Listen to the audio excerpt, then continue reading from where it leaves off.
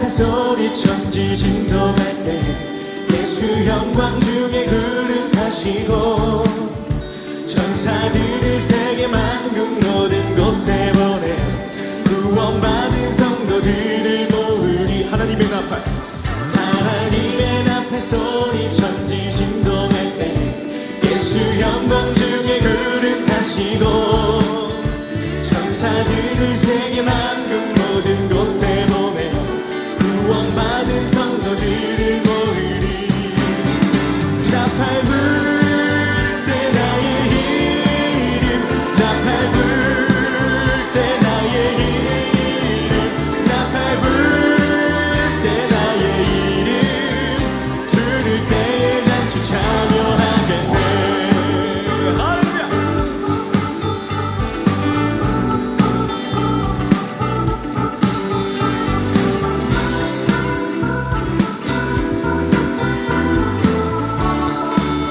무덤 속에 잠자던 자, 무덤 속에 잠자던 자 그때 다시 일어나 영화로운 부활 승리 얻으리.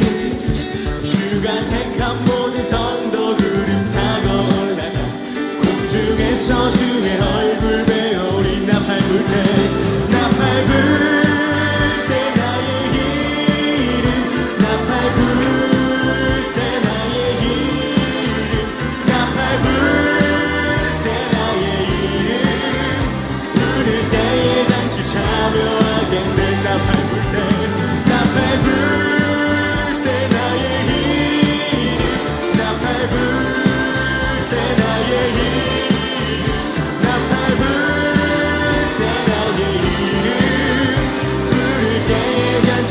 우리들의 목소리로 주님 다시 오실 날에. 예배 전에 찬송가 180장 찬양 드리겠습니다.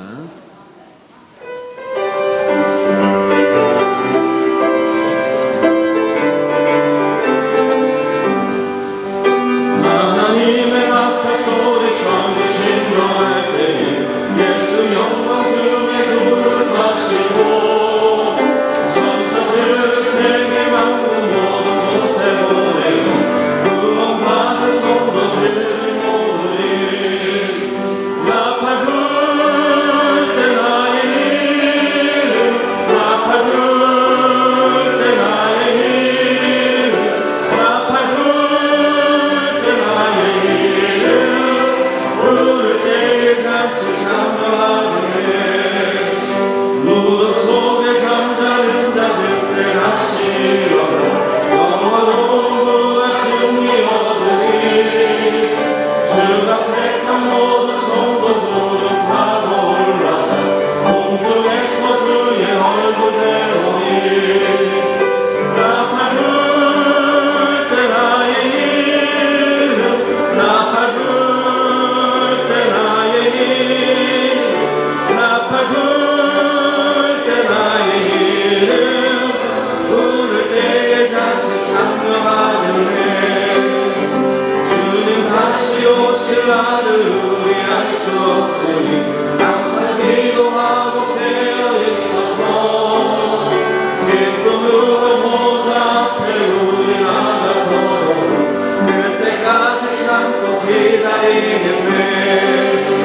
나팔 불 때 나의 이름, 나팔 불 때 나의 이름, 나팔 불 때 나의 이름 이제 십자가 불로 그 주의 십자가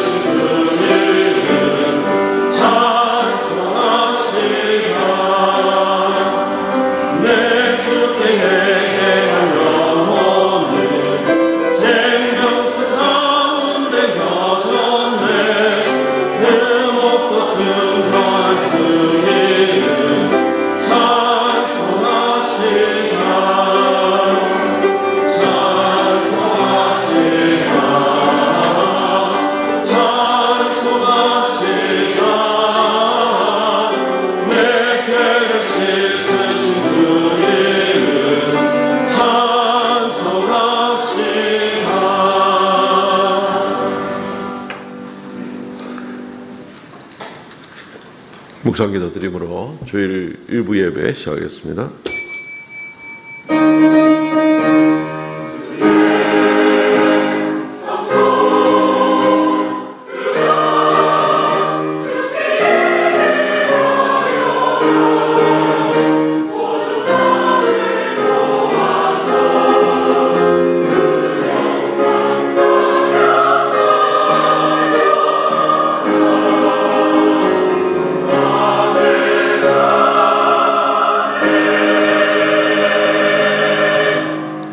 너희가 전에는 백성이 아니더니 이제는 하나님의 백성이요 전에는 긍휼을 얻지 못하였더니 이제는 긍휼을 얻은 자니라. 사랑하는 자들아, 거류민과 나그네 같은 너희를 권하노니 영혼을 거슬러 싸우는 육체의 정욕을 제어하라.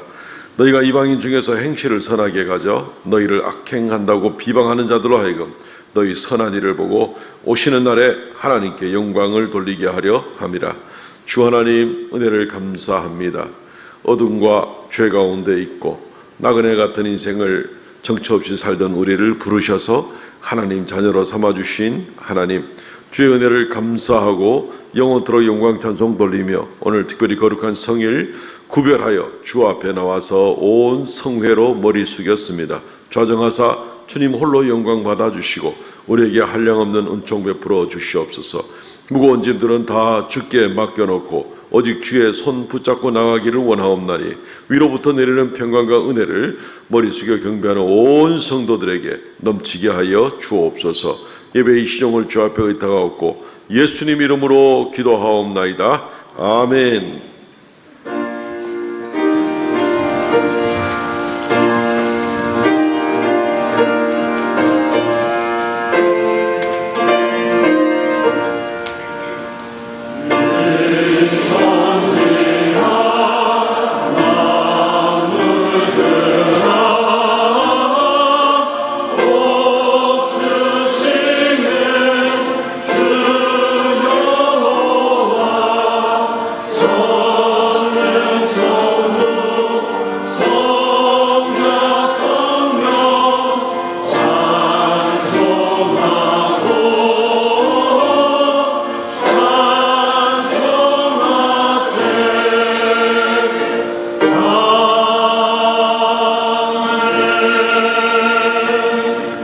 전능하사 천지를 만드신 하나님 아버지를 내가 믿사오며 그 외아들 우리 주 예수 그리스도를 믿사오니 이는 성령으로 잉태하사 동정녀 마리아에게 나시고 본디오 빌라도에게 고난을 받으사 십자가에 못 박혀 죽으시고 장사한 지 사흘 만에 죽은 자 가운데서 다시 살아나시며 하늘에 오르사 전능하신 하나님의 우편에 앉아 계시다가 저리로서 산 자와 죽은 자를 심판하러 오시리라.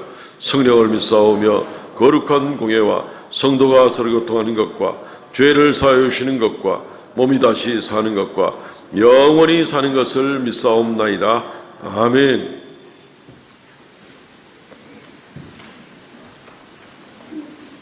교동문 5번 시편 8편 말씀을 교독하겠습니다. 여호와 우리 주여, 주의 이름이 온 땅에 어찌 그리 아름다운지요. 주의 대적으로 말미암아 어린아이들과 젖먹이들의 입으로 권능을 세우시며 주의 손가락으로 만드신 주의 하늘과 사람이 무엇이기에 주께서 그를 생각하시며 그를 하나님보다 조금 못하게 하시고 주의 손으로 만드신 것을 다스리게 하시고 만물을 그의 발 아래 두셨으니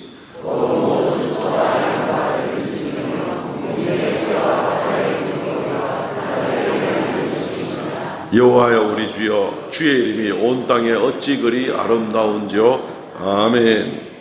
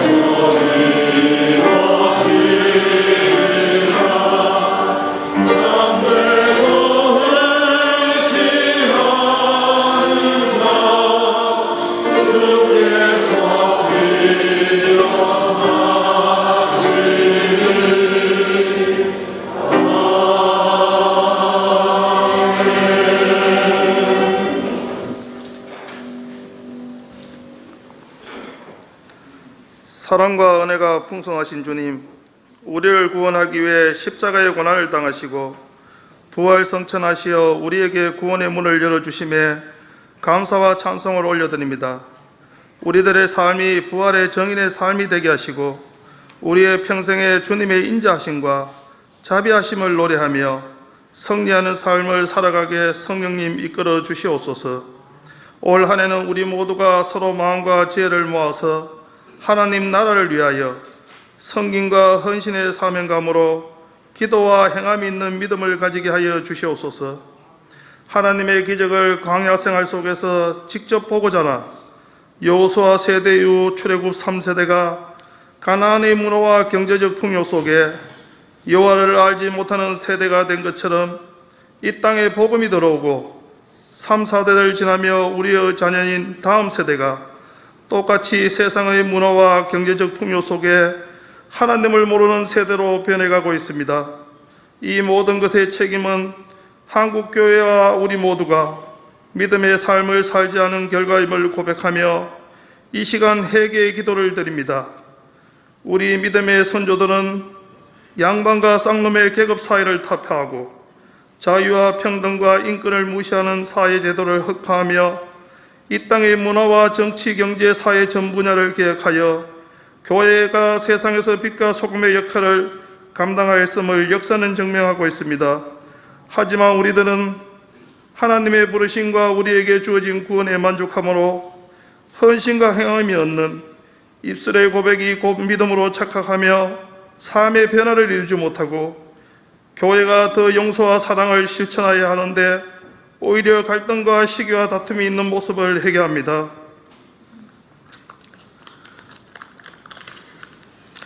새가족들과 믿음이 연약한 자들이 그리스도의 형상을 이루기까지 그들을 위하여 해산의 고통과 수고를 아끼지 않는 교회의 지도자들과 모든 성도들이 되어야 함에도 오히려 작은 것에도 마음의 상처를 주는 우리의 모습도 회개합니다.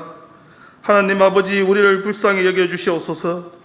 너무나 좋은 환경에서 바른 말씀을 선포하시는 담임 목사님과 부흥을 이룰 수 있는 교회임에도 비전과 부흥에 관심이 없고 현실에 안주하는 우리의 모습을 보게 됩니다. 성령 하나님, 오늘 선포되는 하나님의 말씀을 들을 때 우리의 가슴이 뜨거워지게 하여 주시옵소서.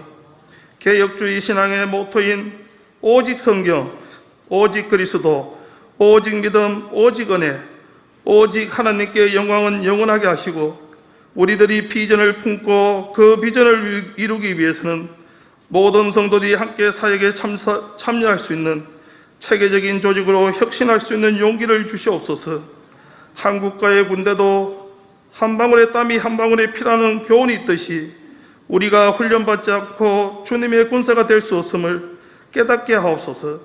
세상의 부귀, 영화와 영광을 누린 솔로몬 왕은 해 아래서 행하는 모든 것이 다 헛되어 바람을 잡으려는 것이었다고 인생을 후회하였지만 세상에서 온갖 박해와 고난을 겪으며 목배임을 당하고 순교하기까지 복음을 전한 사도 바울은 나는 선한 싸움을 싸우고 나의 달려갈 길을 마치고 믿음을 지켰으니 하나님께서 의의 면류관을 주실 것이라는 믿음으로 후회하는 인생을 살지 않은 것을 봅니다.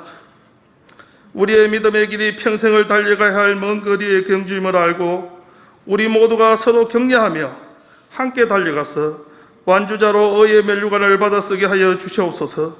오늘도 말씀을 선포하시는 목사님에게 하나님의 지혜와 능력을 부어주시옵소서.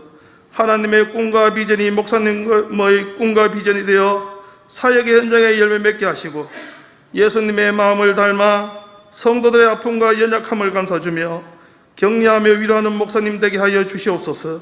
찬양대의 찬양을 받아주시고 낙심하여 관중석에 앉아 구경꾼으로 있는 성도들이 있다면 필드로 내려와 힘차게 믿음의 다도박질을 할 수 있도록 성령 하나님 그들의 마음속에 구원에 대한 확신과 영혼을 사랑하는 마음으로 충만하게 하여 주시옵소서. 하나님 아버지, 사랑하는 가족과 이 땅에서 이별하는 가정이 있습니다. 영원한 하나님의 나라 천국에서 다시 만날 날을 소망하며 위로받게 하시고 주님께서 그 가정의 구원 주인 되시어 어려움이 없도록 지켜주시옵소서.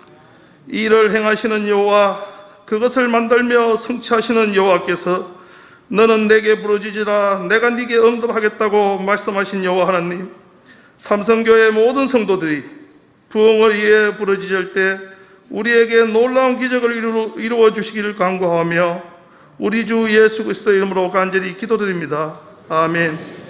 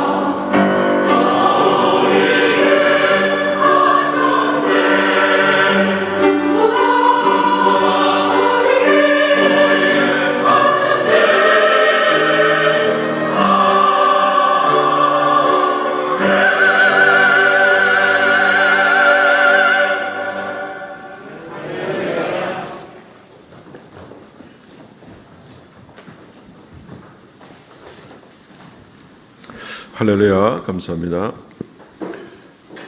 하나님 말씀 봉독하겠습니다. 고린도 전서 10장 23절에서 33절 말씀까지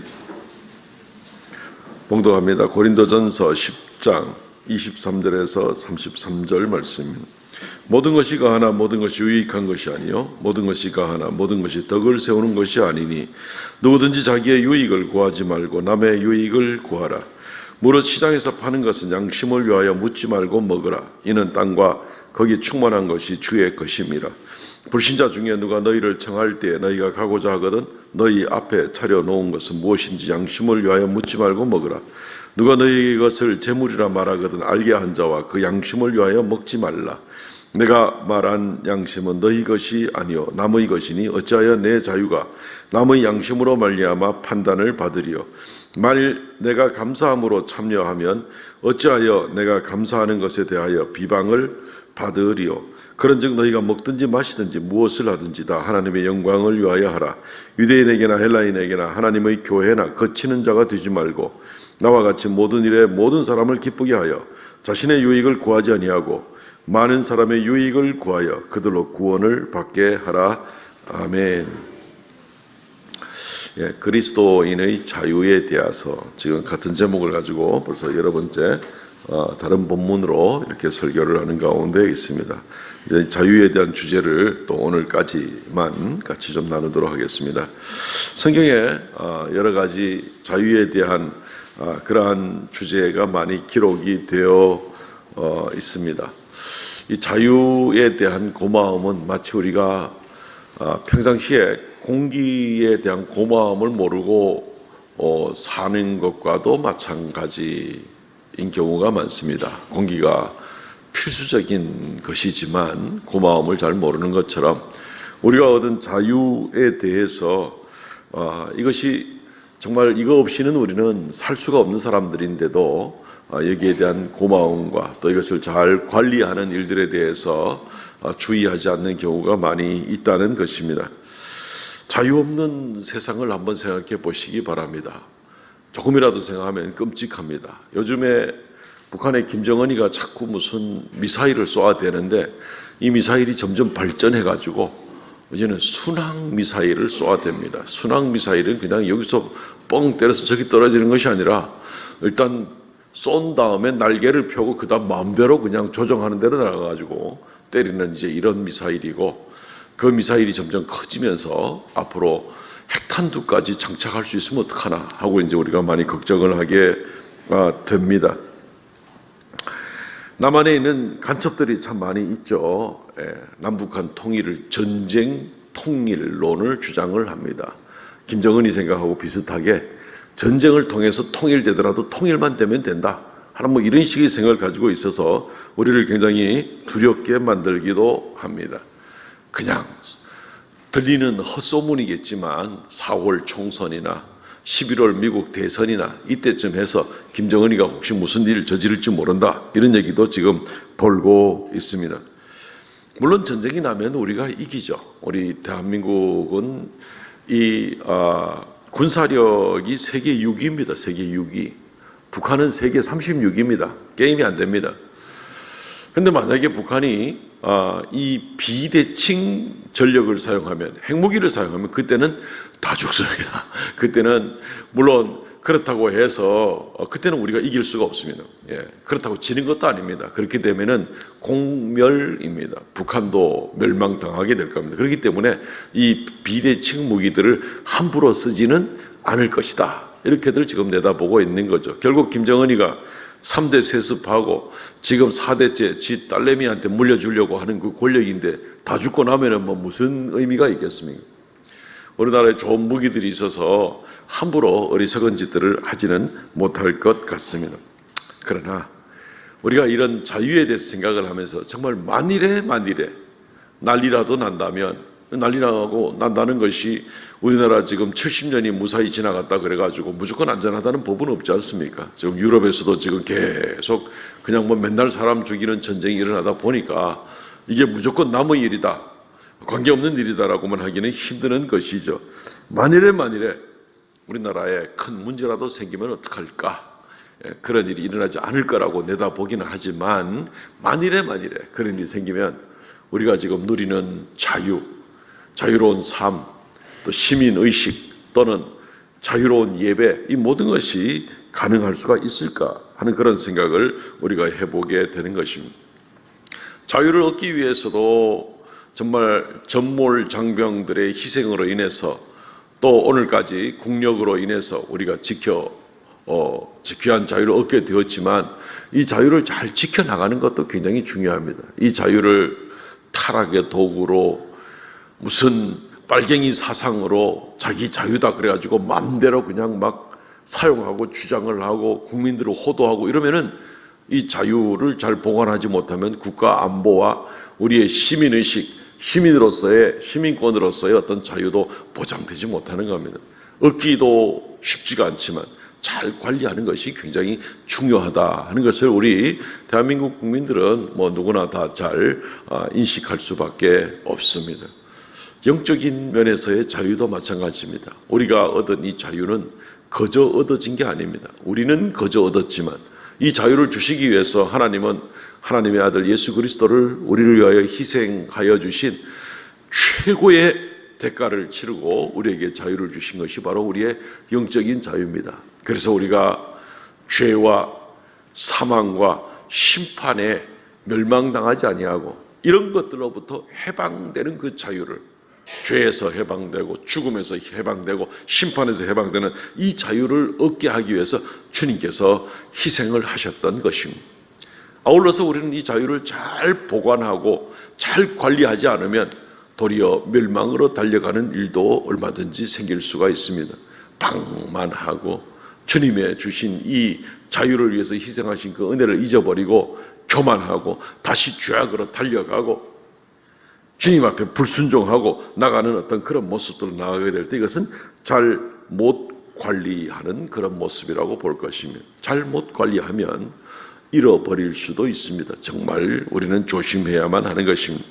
그래서 우리가 주님께서 이 귀한 희생으로 말미암아 우리에게 얻게 해주신 이 자유를 우리는 어떻게 할 것인가, 어떻게 잘 사용하고 관리할 것인가, 이 문제를 오늘 조금 더 계속해서 살펴보기를 원합니다. 두 가지로 생각해 봅니다.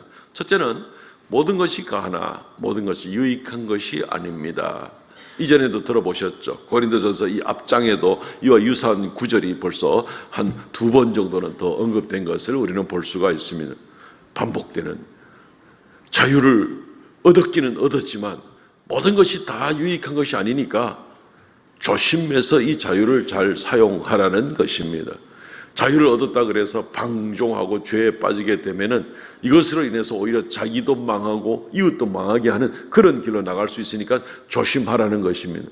모든 것이 가하는 이 놀라운 특권을 얻었지만 우리가 이 자유를 잘 사용해서 정말 유익한 삶으로, 정말 하나님의 축복을 받는 삶으로 나가야 되지 않겠느냐 하는 것입니다.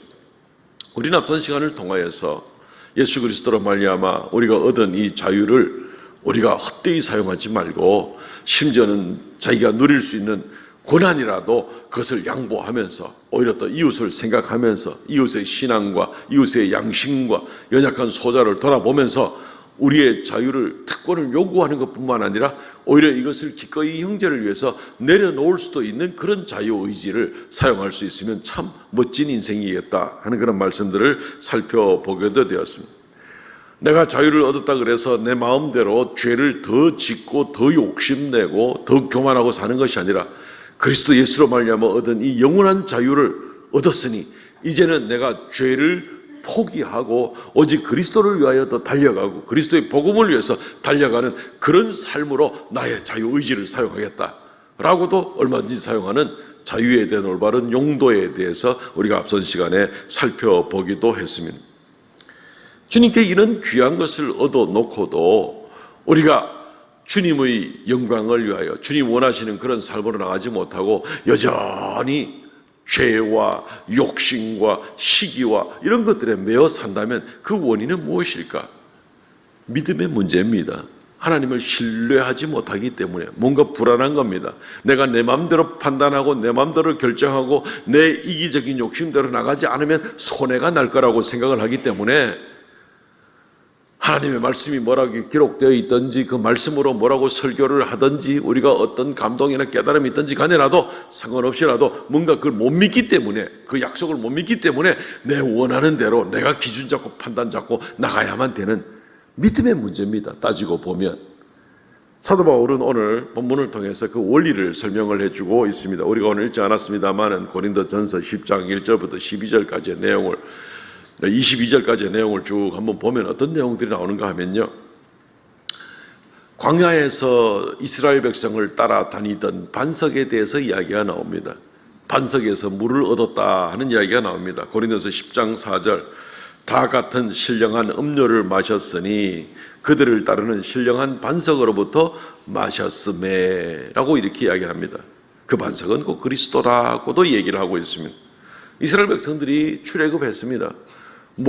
물을 가지고 나와봐야 얼마나 가져 나오겠습니까? 기껏해야 2, 3일 용도겠죠. 근데 이스라엘 백성들은 광야에서 200만 명이 줄잡아 40년 동안 광야를 헤맸습니다. 광야는 말 그대로 물도 없습니다. 양식도 없습니다. 지도도 없습니다.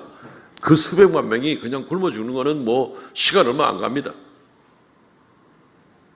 그런데 거기서 어떻게 이들이 이 식수 생활을 해결했겠는가 하는 문제가 이게 보통 문제가 아닌 것이죠. 환경적으로, 뭐 기술적으로, 뭐 어떠한 인간의 능력으로 해결할 수 있는 그런 문제가 전혀 아닙니다. 그래서 실제로 40년 동안 지나간 역사를 통해서 보게 되면은 전적인 하나님의 은혜로 말 그대로 말도 안 되는 소리 같지만 모세가 반석을 두드리고 반석을 가리키고 하는 가운데서 반석에서 물이 나와서 이스라엘 백성들을 먹이고 마시우게 되었던 것입니다. 그냥 한마디로 전적인 하나님의 은혜로 이스라엘 백성들이 처한 환경이 도저히 인간으로서는 생존할 수 없는 그런 극한 상황에 40년간이나 어린 아이와 노약자들까지 포함해서 40년간이나 처해 있는 그런 환경인데도 전적인 하나님의 은혜로 말미암아서 마시는 데 문제가 없었고 먹는 데 문제가 없었다라고 그렇게 이야기를 하고 있습니다. 성경의 다른 곳에서는 신발도 닳지 아니하였고 옷도 헤어지지 아니하였다라고도 말씀하고 있습니다. 어떤 지경에서라도 전적인 하나님의 은혜로 말미암아 너희들이 생존할 수 있었던 것을 너희가 모르느냐라고 사도 바울이 이야기를 하게 되는 것입니다. 그런 경험을 이스라엘 백성들이 가졌다면 더 이상 환경 때문에 어떤 내가 처해져 있는 상황 때문에 염려하거나 그것 때문에 두려워하거나 하나님을 의심하거나 더 이상 그러지 말아야 되는 것이죠. 왜냐하면 그 명백한 말도 안 되는 같은 그렇지만 전적인 놀라운 하나님의 은혜를 우리가 기억을 한다면 말이죠.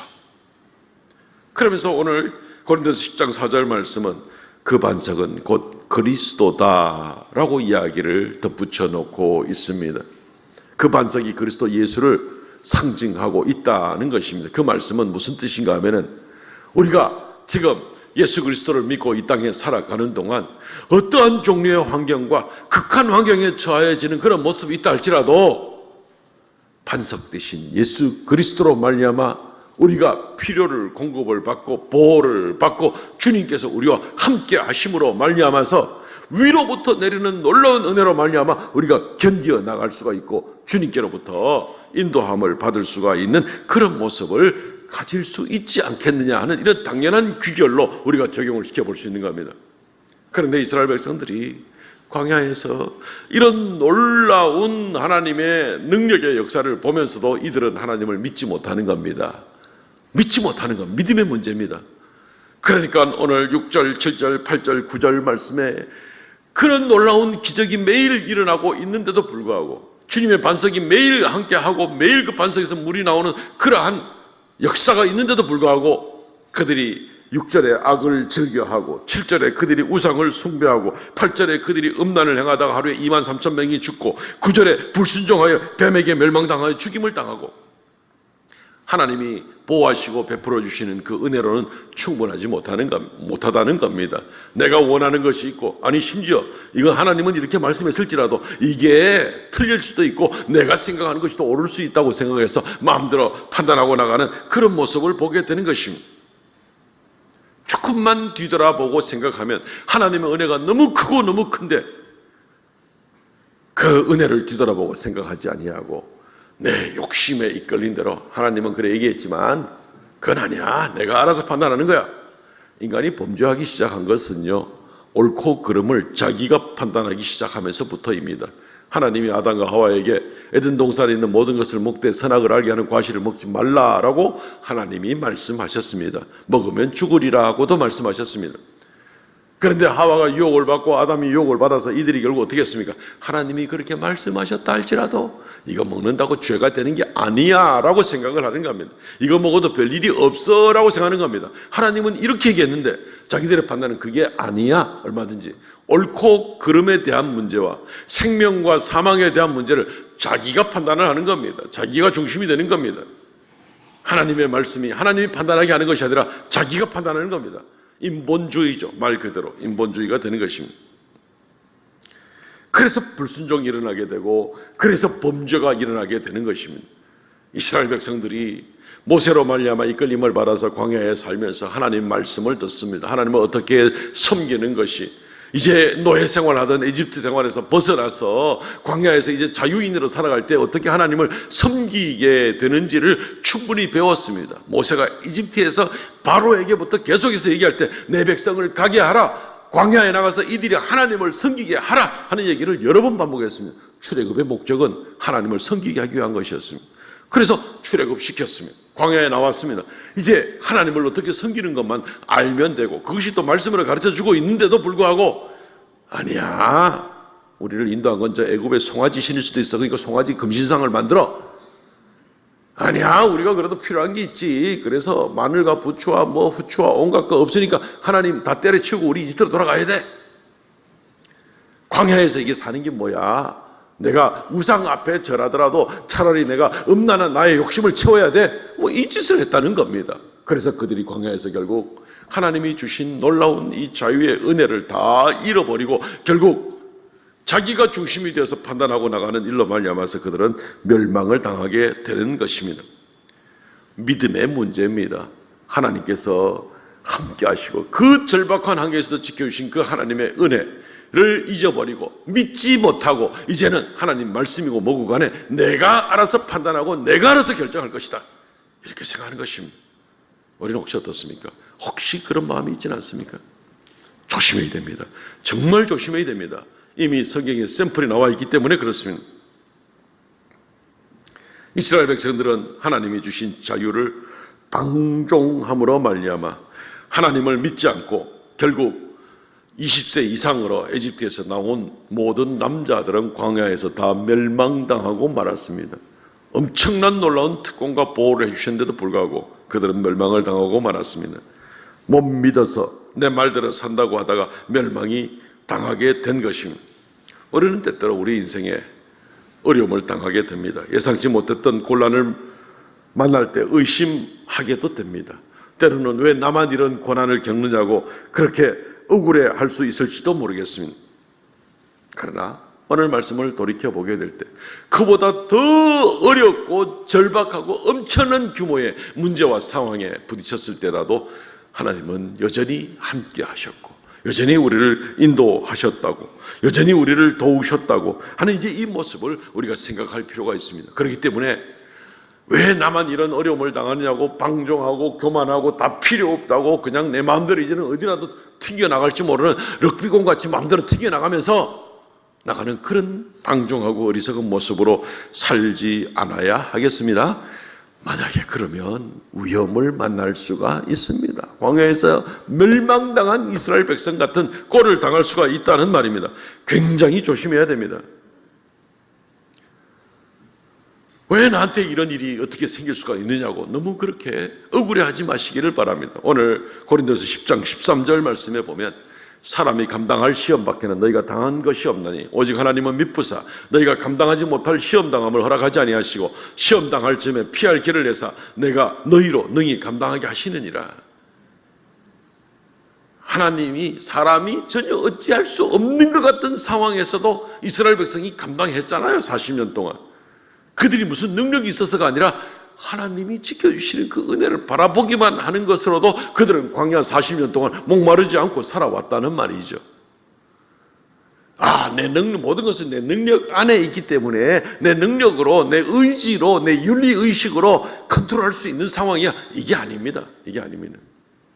감당할 시험 밖에 너에게 당한 것이 없다 하는 얘기는 어떤 얘기냐면 모든 것이 내 능력 안에 다 이거 언더 컨트롤 할 수 있는 것이다, 이 얘기를 하는 것이 아니라 많은 경우는 내 능력을 벗어나는 일이 얼마든지지만 그때라도 여전히 함께 하시는 하나님으로 말미암아서 이 시험과 고난과 어려움을 이겨낼 수가 있게 해주신다는 그 말씀이죠. 지금 고린도서 10장 전체 문맥이 쭉 그것을 얘기하고 있지 않습니까? 하나님께서는 시험 당함을 허락하지 아니하시고 감당치 못할 시험 허락하지 아니하시고 하는 얘기는 역시 내 능력 안에서 혼자 제가 잘 알아 할 거다 하는 그거 아닙니다. 그래가지고 시험 이겨내면 뭐 내가 의로워지게요? 내가 원래 이런 사람이야 적어도 이거 자기 의를 주장할 수 있게? 그게 아닙니다. 감당치 못할 시험을 허락하지 아니하시고 하는 얘기는 어떤 경우를 할지라도 주님께서 그를 떠나지 아니하고 그가 하나님을 의지하는 한은 하나님께서 함께 하셔서 넉넉히 이기게 해주신다는 것입니다. 얼마든지 이기게 해주신다는 것입니다. 우리가 굉장히 주의해야 됩니다. 잠깐 잘못 방향을 틀어 생각하면 쉽게 교만해지고 인본주의를 생각할 수가 있습니다. 그러므로 사랑하는 성도 여러분, 어떤 경우에라도 하나님을 우리가 의지하고 또 어떤 경우에라도 과거에 성경에 있었던 사건들을 생각하고 어떤 경우에라도 하나님이 함께 하시는 이 일을 생각한다면 넉넉히 감당하고 승리하고 우리에게 주어진 이 귀한 자유, 사망과 심판과 이 죄로 매일 수밖에 없는 그러한 것에서 우리를 완전하게 자유하게 해주시는 그 하나님의 자유를 우리가 이제는 하나님을 믿는다면 내가 내 욕심만 매이지 말고 이제 하나님을 위해서 주님께서 말씀하시는 대로 한번 용기 있게 한번 살아봐야지. 그렇게 되면 까딱하다가는 내가 손해가 될지도 모르겠고 그래하면 이 세상에 있는 다른 사람과 혹시 비교가 될지도 모르겠고 그렇게 하면은 혹시 내 인생길이 어떻게 될지 조금 불안할지 모르겠지만 말씀대로 사는 건 혹시 손해가 아닐까 싶은 생각이 들지는 모르겠지만 믿음이 있으면 이 절박한 환경에서도 함께 하신 그 하나님을 믿는 믿음, 광야에서도 함께 하신 그 하나님을 믿는 믿음, 어떠한 일에서 떠나지 않겠다는 그 하나님의 약속을 믿는 믿음, 끝까지 인도하시는 하나님의 언약을 믿는 그 믿음이 있으면 우리는 우리에게 주어진 자유를 멋지게 주님 기뻐하시는 대로 사용하면서 나갈 수가 있다는 것입니다. 주님 원하는 자유대로 살지 못하는 것은 무엇 때문에? 믿음이 없으면 그렇게 안 되는 겁니다. 예수를 믿음으로. 사도 바울은 이 문제를 굉장히 강조합니다. 믿음으로. 그래서 고린도전서 10장에 하나님 앞에 이 그리스도 예수와 연합된 것에 대해서 이야기를 하고 있습니다. 그 특별히 연합된 것을 얘기하면서 예수 그리스도의 성찬에 대해서 갑자기 또 이야기를 하기 시작합니다. 고린도전서 10장 16절 말씀. 우리가 축복하는 바 축복의 자는 그리스도의 피에 참여함이 아니며 우리가 떼는 떡은 그리스도의 몸에 참여함이 아니냐.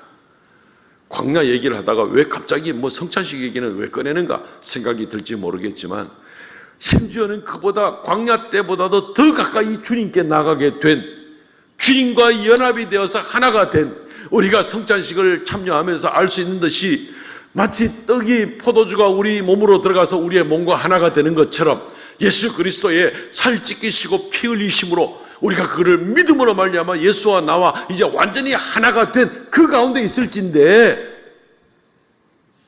우리의 삶이 언제나 얼마나 주님의 은혜 가운데 든든히 서서 나갈 수가 있겠느냐는 것입니다.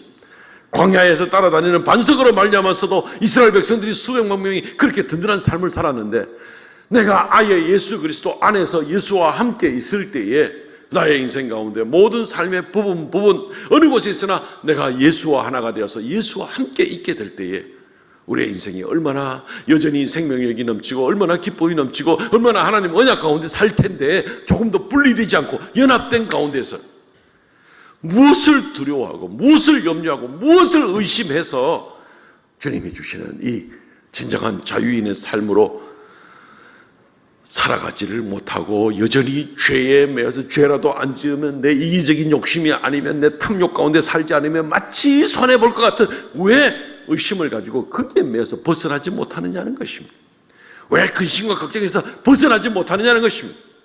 주님이 함께 하시는 걸 믿는다면 그 근심과 염려는 심지어 욕심과 죄에 대한 욕심도 다 내려놓고 이제는 주님 기쁘시게 주님과 동행하게 주님께 순종하며 그렇게 나갈 수가 있을 텐데 내 자유를 이제는 더 이상 그쪽을 위해 쓰지 않고 이쪽을 위해 쓰겠다라는 그런 결단을 가지고 나갈 수 있을 텐데 그렇게 하지 못하는 것은 내 자유 의지를 그렇게 못 쓰는 것은 믿음이 없기 때문에 그런 겁니다. 혹시나 몰라 마치 꼭 어디 절간에도 이름 올려놓고 교회도 이름 올려놓고 둘 중에 하나 얻어 걸리겠지 하는 사람처럼 그 믿음이 아니죠. 못 믿어서 그래. 이것도 못 믿고 저것도 못 믿고 그러니까 여러 군데 이런 걸쳐놓으면 어디 하나 안 걸리겠나 이런 생각을 갖는 거죠. 그건 아무것도 아닙니다. 우리 주님께서 살아계시고 역사하시는 그 모습을 보면 우리는 우리의 삶의 자세가 그리스도인이 얻은 자유 가운데 어떻게 살아갈지를 알게 되는 겁니다. 거기서 나오는 결론이 고린도서 10장 23절 말씀. 모든 것이 가하나 모든 것이 유익한 것이 아니요. 모든 것이 가하나 모든 것이 덕을 세우는 것이 아니니. 이 앞에 있는 모든 문맥들을 생각하면서 이 23절을 다시 한번 생각해 보시기 바랍니다. 내가 얻은 자유를 이제 어떻게 사용하면서 내가 담대하게 살아가겠는가 하는 것을 결정을 내리고 자유의지를 잘 감당하고 살아가라 하는 이제 그런 말씀이 되는 것입니다. 주님 앞에 담대하게 살아가시기를 주의 이름으로 축원합니다. 아멘. 두 번째, 모든 것을 하나님의 영광을 위하여 하십시오. 모든 것을 하나님의 영광을 위하여 하십시오. 우리가 오늘 읽은 말씀 가운데 고린도서 10장 31절 말씀은 우리가 잘 아는 말씀입니다. 좋아하는 말씀입니다. 그런즉 너희가 먹든지 마시든지 무엇을 하든지 다 하나님의 영광을 위하여 하라. 먹는 것 마시는 것 문제는 우리가 앞선 주일들에서 제사 음식에 관한 문제, 단순히 음식 문제가 아니라 그것 때문에 형제와 어떤 관계, 하나님 말씀의 순종의 문제, 양심의 믿음의 문제, 이런 문제들 가지고 쭉 같이 생각을 했었죠. 그래서 거기서 나오는 적용적으로 무엇을 먹든지 마시든지, 먹는 것 마시는 그 자체가 지금 중요한 것이 아니라 무엇을 먹든지 마시든지 궁극적인 목적은 하나님의 영광을 위하여 하라라는 것입니다. 우리가 주일 성수의 얘기를 하면 주일날 빨래를 해도 된다는 말입니까? 안 된다는 말입니까? 주일날 짜장면을 먹어도 된다는 말입니까? 먹으면 안 된다는 말입니까? 결론은 뭡니까? 먹든지 말든지 하나님의 영광을 위하여 하십시오. 하나님의 영광을 위하여. 멋진 해결을 성경 말씀이 우리에게 주고 있는 것입니다. 우리는 엄청난 큰 선물을 받았다면 당신은 이걸로 뭘 하겠습니까? 누가 만약 그런 질문하죠. 내가 여러분에게 100억을 준다면, 못 줍니다만은 100억을 준다면, 한 사람 앞에 100억을 준다면 그 100억을 가지고 뭘 하시겠습니까? 라고 한 번씩 묻는다고 합시다. 한번 상상이라도 한번 해보세요. 꿈에도 못 만질 돈인지 모르지만 상상해보면 나한테 오늘 100억이 생긴다면 어떻게 하겠는가? 사람들은 이런 얘기 할 수 있겠죠. 이런저런 의미 있는 일을 생각해 보겠죠. 아니 보니까 그런 게 있더라고요. 지금 미스 트롯 3 시리즈가 지금 진행되고 있던데 보니까 혹시 보시는 분 계십니까? 마지막에 최종 우승자가 상금이 3억인가 뭐 그런 엄청난 돈이 나오는 것 같더라고요. 꼭 묻습니다, 사회자가. 그 사회자가 목사님 아들이라 그러대, 그분이. 그래서 사회자가 묻습니다. 이 나중에 1등을 하게 되면 저 한참 진행된 다음에 묻습니다. 1등 하면은 이 상금을 어디다가 쓸 생각입니까? 어떤 사람은 내가 생각도 못했던 그런 거금이 나한테 생기게 되면은 나를 위해서 너무 고생해서 엄마 아버지한테 좀 좋은 거 사드리고 싶습니다. 나를 키워준 할머니한테 내가 정말 많은 은혜를 좀 갖고 싶습니다. 어떤 사람은 정말 이 사회에 정말 의미 있는 보람된 일을 하고 싶습니다. 자유의지로 엄청난 선물을 받았을 때에 어떻게 그것을 사용하겠느냐라고 이야기를 하는 그런 단적인 모습을 볼 수가 있는 것입니다. 우리의 영적인 의미에서 적용을 시켜보겠습니다.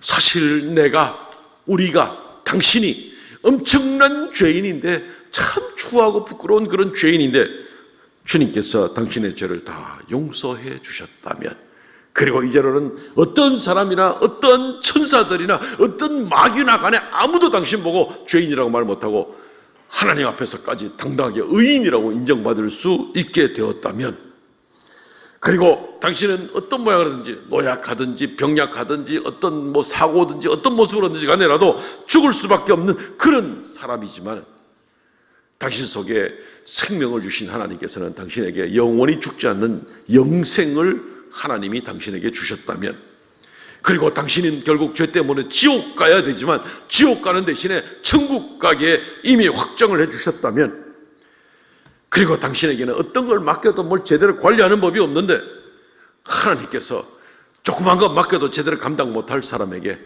하나님 나라의 유업을 당신에게 맡겨주신다면, 그리고 그 나라에서 당신이 왕같은 족속으로 살게 해주신다면, 그리고 이 모든 주어진 특권들을 아무도 빼앗을 수 없는 그런 특권을 당신에게 주신다면 당신은 이 특권을 가지고 어떻게 살겠습니까? 이것은 3억이나 100억의 문제가 아닙니다. 3억이나 100억을 가지고는 우리 생명도 못 삽니다. 단 하나도. 말씀드린 것은 엄청나게 더 놀라운 것들, 영원한 것들, 영광스러운 것들, 이루 말할 수 없는 것들을 지금 몇 가지를 예시를 해드렸는데 3억이나 100억 가지고 살 수 있는 그런 것들이 아니고 하나님께로부터 오는 놀라운 영광의 그러한 것들인데 이것을 당신이 받았으면 당신은 어떻게 살겠습니까? 우리 그리스도인의 자유의 결정은 자유의지를 어떻게 사용할 것인가에 대한 결정, 여기서부터 시작되는 겁니다. 이 놀라운 특권과 은혜를 받았으면 어떻게 살겠습니까? 에이, 그래도 그냥 하던 대로 죄 짓고 살고 욕심 나는 대로 살고 이기적인 대로 살고 교만한 대로 살고 사람이 자랑하는 맛으로 살고 그래 살랍니다. 그렇게 할 겁니까? 돈 3억 받은 사람만큼도 못하는 이제 그런 식의 생각밖에 되지 않겠죠. 우리는 그 대답의 결론이 바로 오늘 10장 31절에 하시는 바로 그 말씀입니다. 모든 것을 하나님의 영광을 위하여 살겠습니다. 내게 이런 놀라운 은혜와 영광을 베푸신 하나님이라면 하나님의 영광을 위해 살겠습니다. 왜? 첫째, 그분이 나한테 이런 모든 것을 주셨으니 그분의 영광을 위해 살아가는 직이 당연한 것 아니겠습니까? 라는 것입니다. 둘째, 그분이 그분의 아들로 말미암아 희생하심으로 내가 이제 하나님의 자녀가 되었으니 내가 하나님의 자녀의 삶으로서 자격을 갖춘 그런 모습으로 살아가야 되는 것이 합당하지 않겠습니까? 라는 문제. 셋째, 사실을 따지고 보면 하나님께서 온 우주 만물을 만드시고 인간을 만드실 때 인간을 창조하신 목적 자체가 하나님께 영광을 돌리고 살도록 되어 있는 것이 목적이니까 그대로 살아가는 것이 합당하지 않겠습니까? 누가 보더라도 이런 결론을 가지고 나가는 것이 마땅한 삶이요 하나님께 인정받을 수 있는 그런 인생이 되고 가장 가치 있는 그런 인생이 될 것입니다. 하나님께서 이런 놀라운 특권과 은혜를 주셨는데 이 자유를 다시 죄짓고 쾌락과 범죄와 악을 위해서 사용하는 하나님께 불순종하고 살아가는 모습은 완전히 이것은 상반된 모습입니다. 생각할 수도 없는 저 사람이 인간인가 싶은 그런 생각을 가져야만 정상적인 그런 판단을 우리가 할 수가 있게 될 것입니다. 하나님의 영광을 위하여 사시기를 바랍니다. 그래서 이 모든 것들을 연구하고 정리하고 그렇게 해서 어린아이들에게까지도 이 문제만은 분명히 가르쳐야 되겠다 싶어서 웨스트민스터 신앙고백 소교리 문답 1번, 소교리 문답이 107개 있지만 우리 다 모르잖아요. 그죠? 1번은 많이 들어봤죠. 그죠? 1번. 사람의 제일 되는 목적이 무엇인가? 답. 사람의 제일 되는 목적은 하나님을 영화롭게 하는 것과 영원토록 그를 즐거워하는 것입니다. 하나님께 영광 돌리고 감사 찬송 돌리고 그분과 함께 즐거워하며 영원토록 그분의 뜻 가운데 살아가는 것이 이것보다 더 복된 차원 높은 삶이 어디 있습니까? 사람이 땅에 사는 것은 사는 모습 자체는 다 거기서 거기입니다. 입으로 들어가서 뒤로 나오는 거 말고 특별히 다른 것도 없어요. 사실 보면. 그러나 하나님의 영광을 위하여 살아가겠다는 그런 믿음과 결심을 가지고 가는 사람은 차원이 다른 삶을 사는 겁니다.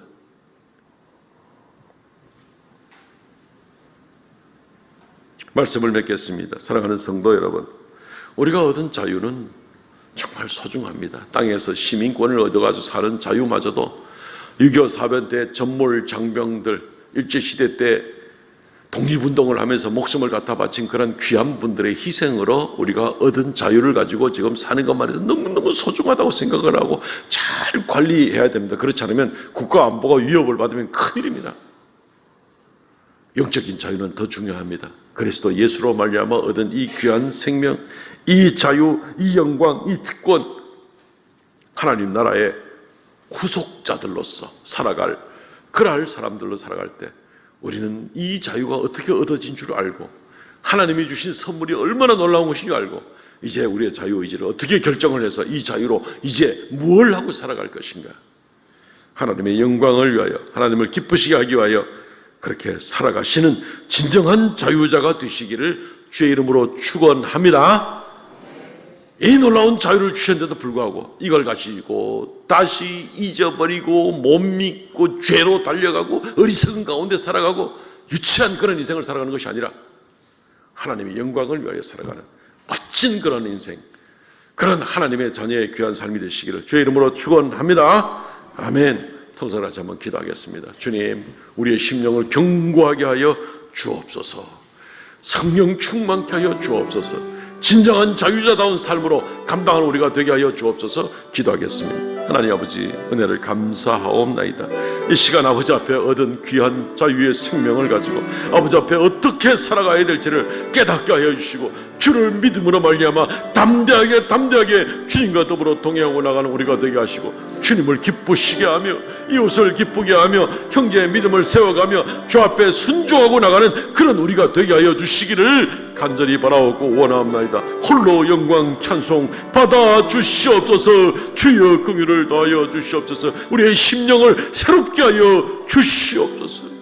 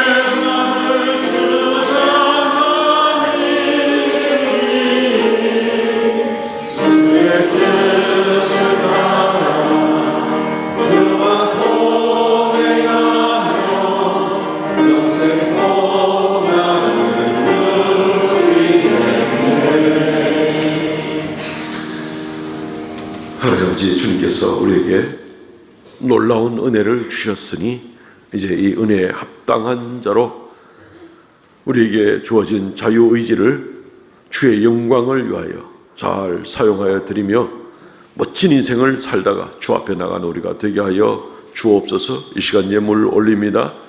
주님 11조의 예물, 감사의 예물, 정한 예물 기뻐 받아 주시오며 여전히 주의 영광을 위하여 사용되게 하여 주시고 드린 손길마다 주께서 그 믿음을 보시고 더욱 담대함으로 주 앞에 살아가는 귀한 축복과 은혜가 넘치게 하여 주옵소서.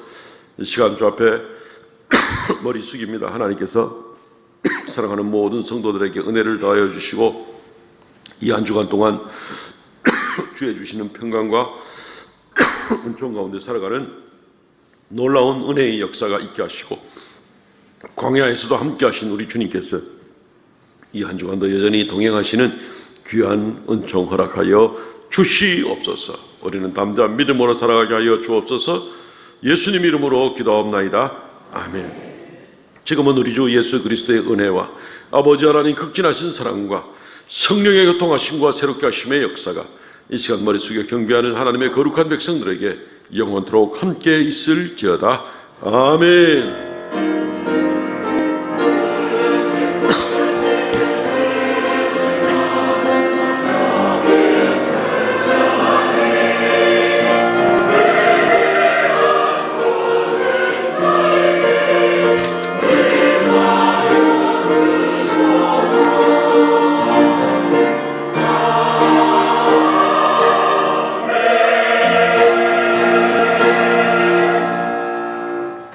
아멘. 우리 예배는 마쳤습니다. 전후좌우로 교제 나눕니다. 오늘은 하나님의 영광을 위하여 살겠습니다.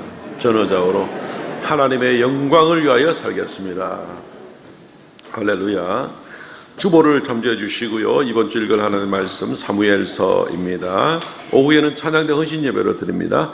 김진석 목사님, 헤아림교회 담임 목사님께서 오셔서 전해 주십니다. 많은 은혜 받으시기를 바랍니다.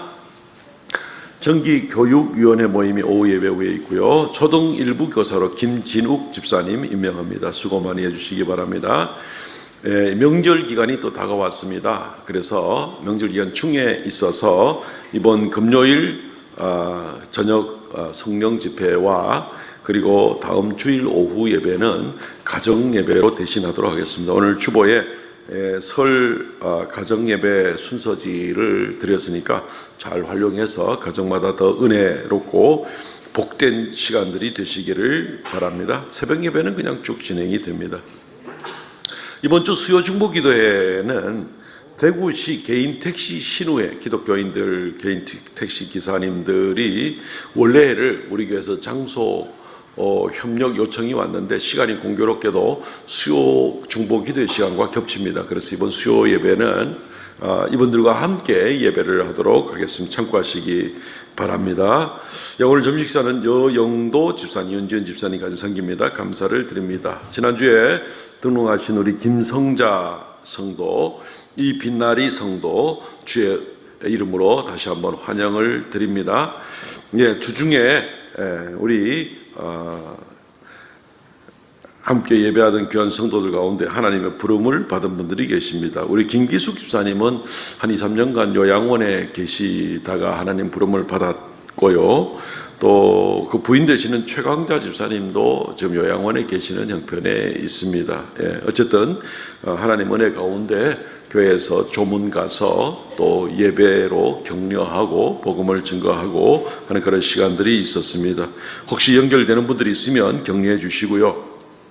또 우리 김성민 장례 주사님이 하나님의 부름을 받았습니다. 갑자기 뇌출혈이 생기면서 바로 금요일 저녁 9시 몇 분경에 이렇게 하나님의 부름을 받게 되었습니다. 오랫동안 한 1년 1개월 정도 온 교회가 다 열심으로 이 급성 백혈병으로 고생하시는 우리 집사님 위해서 우리 열심으로 기도했는데 하나님의 특별한 뜻이 있었던 것 같습니다. 본교 유적으로 최영희 권사님, 정진숙 집사님, 또 동생 되는 김성국 집사님과 그 가족들이 다 우리 교회 신실한 그런 성도들 가정으로 있습니다. 보시는 대로 많이 위로해 주시고, 어제 입관 예배 때도 우리 많은 성도들 오셨는데 또 혹시 못 가신 분들은 틈나는데 내일 아침에 발인 예배가 나갑니다. 11시에 발인 예배하고 11시 반에 바로 출상이 나가게 되는데 그 전에라도 혹시 시간 되시면 들러서 격려해 주시고 위로해 주시면 좋겠습니다. 다른 사항은 주보를 보시면 되고, 성경 완독자 김수원 성도님, 또 이송자 집사님 수고 많으셨습니다. 일어나서 폐송 부르고 마치겠습니다.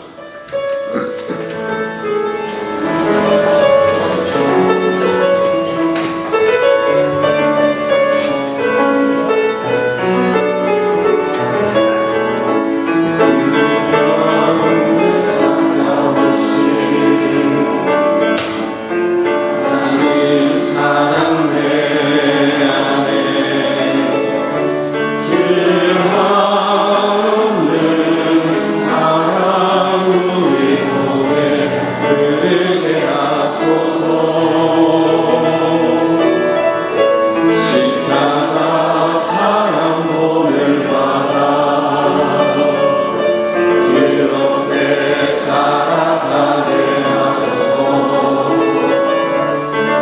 사랑받은 우리 사랑하는 우리 되게 하소서.